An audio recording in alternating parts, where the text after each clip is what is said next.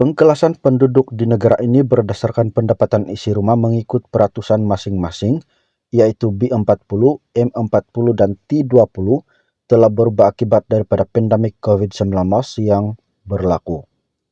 Pengurusi Perikatan Nasional Tan Sri Muhyiddin Yassin berkata, krisis kesehatan tersebut menjadi krisis ekonomi yang menyebabkan peratusan kemiskinan menjadi bertambah kepada B61, M18, dan T21.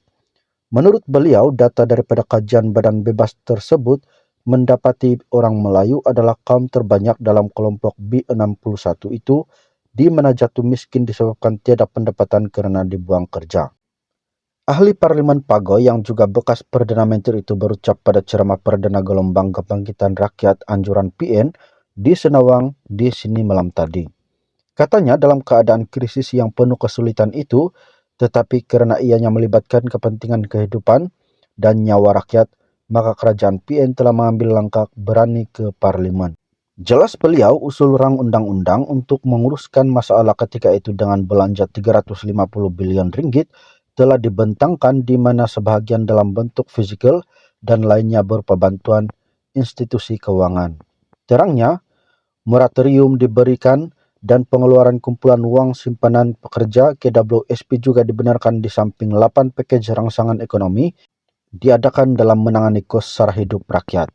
Kata Muhyiddin, semua itu tidak dibuat sekadar memadai atau bicara di lidah, tetapi berdasarkan fakta dan kajian serta pertemuan dengan rakyat memahami masalah sedang mereka alami. Beliau bersetuju bahwa keadaan tersebut juga disebabkan keadaan pasaran atau di dalam ekonomi wujudnya penawaran dan permintaan, di mana menjadi peranan dan tanggung jawab kerajaan untuk menstabilkannya.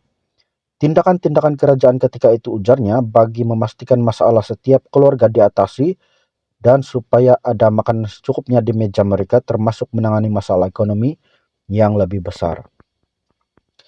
Maklum beliau, jawatan kuasa tindakan ekonomi yang dibentuk ketika itu bersidang setiap minggu meneliti isu dan masalah dengan membawa penyelesaian untuk tindakan pelbagai kementerian dan agensi.